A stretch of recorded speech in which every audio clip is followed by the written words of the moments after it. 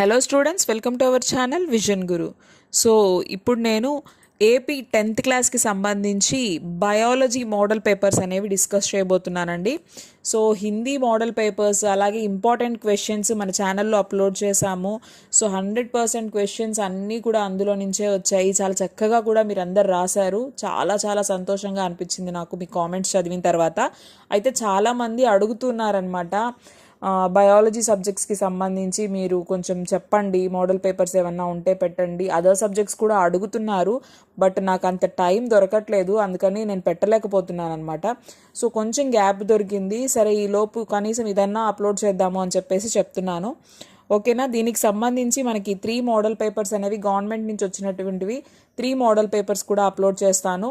So చూడండి, మీరు ఈ మోడల్ పేపర్స్ అన్నీ కూడా మీరు ప్రాక్టీస్ చేసినట్లయితే సూపర్గా మీరు ఎగ్జామ్ అనేది ఖచ్చితంగా బాగా రాయగలరు. అయితే ఒకసారి చూద్దాము, అసలు మోడల్ పేపర్ ఏంటి, ఇంపార్టెంట్ ఏముంటాయి, ఏ సెక్షన్లో ఎలా ఉంటుంది అనేది చూద్దాము. మనందరికీ తెలిసిందే కదా, సైన్స్ ఎగ్జామ్ అనేది 2 పేపర్స్కి ఉంటుందన్నమాట. So physical science, physics chemistry ఒక పేపర్ ఉంటుంది 50 మార్క్స్కి, అలాగే బయాలజికల్ సైన్స్, బయాలజీ వచ్చేసి 50 మార్క్స్కి ఉంటుంది. ఓకేనా? అయితే మనకి ఎగ్జామ్కి మొత్తం 2 hours టైం ఉంటుంది 50 మార్క్స్కే కాబట్టి. ఫస్ట్ ఇన్స్ట్రక్షన్ అయితే ఈ విధంగా ఇస్తారు క్వశ్చన్ పేపర్లో. So question paper consist of 4 sections and 17 questions. మొత్తం 4 sections ఉంటాయి, 17 questions ఉంటాయి. Internal choice is there only for question number 12 in section 3 and for all the questions in section 4. So ఇక్కడ మనకి క్వశ్చన్ నెంబర్ 12 అనేది ఈ section 3లో question number 12కి మాత్రమే ఇంటర్నల్ చాయిస్ ఉంటుంది. అలాగే సెక్షన్ 4లో ప్రతి క్వశ్చన్కి ఇంటర్నల్ చాయిస్ ఉంటుందన్నమాట. In the duration of 2 hours 15 minutes of time is allotted to read the question paper. మొత్తం ఇచ్చినటువంటి టైం 2 గంటల్లో మనకి 15 minutes అనేది క్వశ్చన్ పేపర్ చదవడానికి ఇస్తారు. All answers should be written in the answer booklet only. Answer should be written neatly and legibly. So ఇక్కడ మనము answers అనేవి ఆన్సర్ బుక్లెట్లోనే రాయాల్సి ఉంటుంది, నీట్గా చక్కగా ప్రజెంట్ చేయాల్సి ఉంటుంది అనమాట.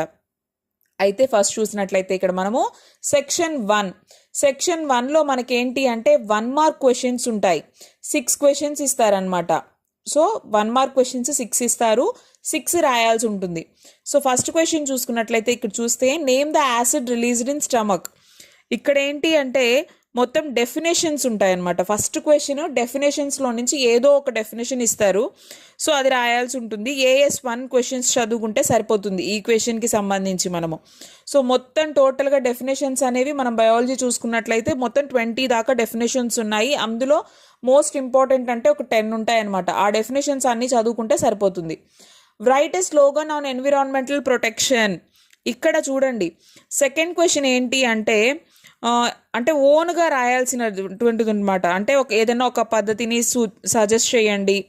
సో దాని గురించి ఎన్విరాన్మెంటల్ గురించి, అంటే ఎన్విరాన్మెంటల్ ప్రొటెక్షన్ గురించి ఏదైనా ఒక స్లోగన్ రాయండి ఓన్గా, అంటే ఓన్ సజెషన్స్ ఓన్గా రాయాల్సినటువంటి క్వశ్చన్స్ అనమాట ఇవి. సో అలా ఇక్కడ సెకండ్ క్వశ్చన్లో అడగడం జరుగుతుంది. నెక్స్ట్ థర్డ్ క్వశ్చన్కి వచ్చేసరికి observe the given picture and write the dominant traits in the F1 generation. ఇక్కడ ఏంటి అంటే మనం టెక్స్ట్ బుక్లో ఉన్నటువంటి చిన్న చిన్న డయాగ్రామ్స్ ఏవైతే ఉంటాయో అవి చూసుకుంటే సరిపోతుందన్నమాట.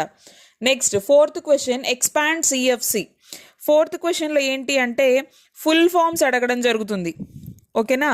సో ఇలా ఫుల్ ఫామ్స్ అడుగుతారు, అది రాయాల్సి ఉంటుంది. సో ఇక్కడ మనం 1 mark గెయిన్ చేసుకోవచ్చు. ఇక్కడ మనకి ఇంపార్టెంట్ అంటే ఒక 11 ఉంటాయి. సో ఆ 11 నేర్చుకుంటే చాలన్నమాట. నెక్స్ట్ ఫిఫ్త్ క్వశ్చన్ చూడండి, what will happen if there are no variations in the organisms అని అడిగారు. ఇక్కడ చూడండి, ఇక్కడ ఏంటి అంటే ఒకవేళ ఇది జరగకపోతే ఏం జరుగుతుంది, ఇది లేకపోతే ఏం జరుగుతుంది, ఈ విధంగా క్వశ్చన్ అడగడం జరుగుతుంది. ఇక్కడ క్వశ్చన్ నెంబర్ 5లో ఇవేంటంటే AS2 questions చదువుకుంటే సరిపోతుంది. ఈ ఆన్సర్ రాసేటప్పుడు కూడా మనం ఎలా రాయాలి, if there are no variations in the organisms, ఒకవేళ ఇలా లేకపోతే ఇలా ఉంటే అని చెప్పేసి అలాగే స్టార్ట్ చేయాలి సెంటెన్స్ని. అలా స్టార్ట్ చేసి ఏం జరుగుతుంది అనేది ఆన్సర్ కంటిన్యూ చేయాల్సి ఉంటుందన్నమాట. సో క్వశ్చన్ నెంబర్ 5 అనేది ఈ విధంగా అడగడం జరుగుతుంది. నెక్స్ట్ చూసుకున్నట్లయితే question number 6, read the paragraph and the answer the following questions. ఇక్కడ ఏంటి, పారాగ్రాఫ్ ఇచ్చేస్తారు, ఆ పారాగ్రాఫ్ చదివి మనము ఆన్సర్స్ రాయాల్సి ఉంటుందన్నమాట. సో ఇవి వచ్చేసి మనకి టెక్స్ట్ బుక్ రీడ్ చేస్తే సరిపోతుంది. టెక్స్ట్ బుక్లో మనము AS4 questions అలాగే టెక్స్ట్ బుక్ రీడ్ చేస్తే ఆ పారాగ్రాఫ్ క్వశ్చన్స్ అనేవి మనము రాయొచ్చు అనమాట. ఇదేంటంటే కొంచెం డిఫికల్ట్గా అనిపిస్తుంది, బట్ మనం టెక్స్ట్ బుక్ బాగా చదివి ఉంటే ఓకే, మనం ఇది కూడా మంచిగా చేయగలము. 1 మార్క్ ఇక్కడ మిస్ అవ్వదు మనకి. ఓకేనా. Next section 2. ఇక్కడ మనం సెక్షన్ 2 చూసినట్లయితే అన్ని క్వశ్చన్స్ రాయాలి, ఇక్కడ చాయిస్ ఏం ఉండదు. సో ఇక్కడ 2 మార్క్స్ క్వశ్చన్స్ ఉంటాయి అన్నమాట. 2 మార్క్స్ క్వశ్చన్స్ ఎన్ని ఉంటాయి? 4 ఉంటాయి. అంటే ఈ సెక్షన్లో మనకి 8 మార్క్స్ వస్తాయి అన్నమాట. ఓకేనా. సో ఇక్కడ క్వశ్చన్ నెంబర్ 7 చూద్దాం. క్వశ్చన్ నెంబర్ 7 చూస్తే ఇక్కడ what measures do you suggest to A patient suffering from diabetes to regulate blood sugar levels. Next అలాగే 8th క్వశ్చన్ చూడండి. సో 8th క్వశ్చన్ చూస్తే if you have a chance to meet A nephrologist what questions will you ask about the healthy maintenance of kidneys. So ఒకవేళ నెఫ్రాలజిస్ట్ని కలిస్తే ఒకవేళ నువ్వు ఎలాంటి suggestions, ఎలాంటి questions అడుగుతావు ఆయన్ని, నువ్వు నీ హెల్త్ మెయింటెనెన్స్ గురించి ఎలాంటి క్వశ్చన్స్ అడుగుతావు. ఇక్కడ నెఫ్రాలజిస్ట్ అని ఇచ్చారు. సో ఇక్కడ ఏదైనా అడిగే అవకాశం ఉంటుందన్నమాట. ఓకేనా. అంటే కార్డియాలజిస్ట్ గురించి అడగొచ్చు, యూరాలజిస్ట్, న్యూట్రిషనిస్ట్, ఇలాగా న్యూరాలజిస్ట్, నెఫ్రాలజిస్ట్, ఇలాగా ఏదైనా అడగొచ్చు అనమాట. వాళ్ళ గురించి మనకు తెలిసి ఉండాలి. అంటే ఏ స్పెషలిస్ట్ దేనికి సంబంధించి అని చెప్పేసి అది తెలిస్తే మనము దానికి తగ్గట్టు క్వశ్చన్స్ ఏం అడుగుతాము అనేది మనం రాయొచ్చు. ఓకేనా. Read the passage and answer the given questions. ఇక్కడ కూడా పారాగ్రాఫ్ అంటే ప్యాసేజ్ ఇచ్చారు. సో ఇది చదివి మనము ఈ ఆన్సర్స్ అనేవి రాయాల్సి ఉంటుందన్నమాట. సో ఇక్కడ చూడండి, ఇక్కడ కూడా ఫుల్ ఫామ్ ఇచ్చారు, ఎక్స్పాండ్ అని చెప్పేసి.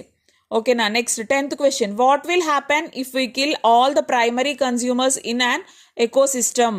సో ఇలాగా వాట్ విల్ హ్యాపెన్ అనేటువంటి, అంటే what happen, what will happen, ఇలా జనరల్ క్వశ్చన్స్ అనేవి ఇవ్వడం జరుగుతుందన్నమాట. ఇవి వచ్చేసి AS 2 నుంచి. నెక్స్ట్ ఇక్కడ పారాగ్రాఫ్ క్వశ్చన్స్ వచ్చేసి ఇక్కడ మనకి AS 4 నుంచి ఇస్తారు. ఇందులో ఈ సెక్షన్ 2లో ఇక్కడ మనము ఇలా 4 క్వశ్చన్స్ అటెంప్ట్ చేయాల్సి ఉంటుంది. Next section 3. సెక్షన్ 3కి వచ్చేసరికి మనం ఇందాక చెప్పుకున్నట్లుగానే 12th క్వశ్చన్ మాత్రమే ఇంటర్నల్ చాయిస్ ఉంటుంది. రిమైనింగ్ వాటికి చాయిస్ ఏమి ఉండదు అనమాట, అన్నీ రాయాలి. సో ఈ ఒక్క క్వశ్చన్కి మాత్రమే ఇలా 2 క్వశ్చన్స్ ఇస్తారు ఇంటర్నల్ చాయిస్గా. రెండిట్లో ఏదో ఒకటి రాస్తే సరిపోతుంది. ఓకేనా. ఇక్కడ మనం చూసుకున్నట్లయితే 11th క్వశ్చన్ చూస్తే right the differences between aerobic and anaerobic respiration అని ఇచ్చారు. ఇక్కడ 11th క్వశ్చన్లో మనకి డిఫరెన్సెస్ ఎక్కువగా అడిగే అవకాశాలు ఉంటాయన్నమాట ఇక్కడ. అయితే ఆ డిఫరెన్సెస్ ఏవేవి అడగడానికి అవకాశాలు ఉంటాయి. సో ఇక్కడ ఇంపార్టెంట్ అనేవి ఏముంటాయి మ్యాక్సిమం అంటే చూడండి, యూనిసెక్షువల్, బైసెక్షువల్ ఫ్లవర్స్, వాటి మధ్య డిఫరెన్సెస్, అలాగే xylem, phloem, next autosomes, allosomes, next single circulation, double circulation, arteries, veins, biodegradable, non biodegradable substances, ఈ విధంగా మనకి డిఫరెన్సెస్ అడగడం జరుగుతుంది అనమాట ఈ 11th క్వశ్చన్లో. సో ఇప్పుడు నేను చెప్పినవన్నీ కూడా చాలా చాలా ఇంపార్టెంట్ అనమాట. సో ఆ డిఫరెన్సెస్ అనేవి మీరు నేర్చుకొని ఉంటే ఈ క్వశ్చన్ని చక్కగా రాయగలరు. ఓకేనా. నెక్స్ట్ 12th క్వశ్చన్ చూడండి. ఇక్కడ ఇంటర్నల్ చాయిస్ అని చెప్పాను కదా, రెండిట్లో ఏదో ఒకటి రాస్తే సరిపోతుంది. ఫస్ట్ ఏమి ఇచ్చారు ఇక్కడ, draw a neat labelled diagram of neuron. Next draw the diagram of a longitudinal section of a flower. So ఈ విధంగా 2 ఇచ్చారు, రెండిట్లో ఏదో ఒకటి రాయాలన్నమాట. అంటే ఏదైనా డయాగ్రామ్ గీసి దాని లేబులింగ్ చేయడం అనమాట, భాగాలను గుర్తించడము. లేదు ఆల్రెడీ ఇచ్చేసిన డయాగ్రామ్లో మనల్ని అడిగినటువంటి ఆ పార్ట్స్ ఏవైతే ఉన్నాయో వాటికి లేబులింగ్ చేయడం అనమాట. సో ఇలా ఇస్తారు. ఓకేనా. ఇందులో మనకి హ్యూమన్ బ్రెయిన్ ఇవ్వచ్చు, మేల్ రీప్రొడక్టివ్ సిస్టమ్ ఇవ్వచ్చు, ఫీమేల్ రీప్రొడక్టివ్ సిస్టమ్ ఇవ్వచ్చు. ఓకేనా. Respiratory system of human beings ఇవ్వచ్చు, sectional view of human heart ఇవ్వచ్చు. So structure of you neuron, ఈ విధంగా కొన్ని ఇంపార్టెంట్ డయాగ్రామ్స్ అనేవి ఉన్నాయి, అవి ప్రాక్టీస్ చేస్తే సరిపోతుంది. నెక్స్ట్ క్వశ్చన్ నెంబర్ 13 ఏమి ఇచ్చారు, what precautions do you take to reduce the effects of non biodegradable waste. Next 14th question చూసినట్లయితే write a brief account on contraceptive methods. Next 15th question అనేది కూడా AS 4 క్వశ్చన్స్ చదువుకుంటే సరిపోతుంది. Observe the table and answer the following questions.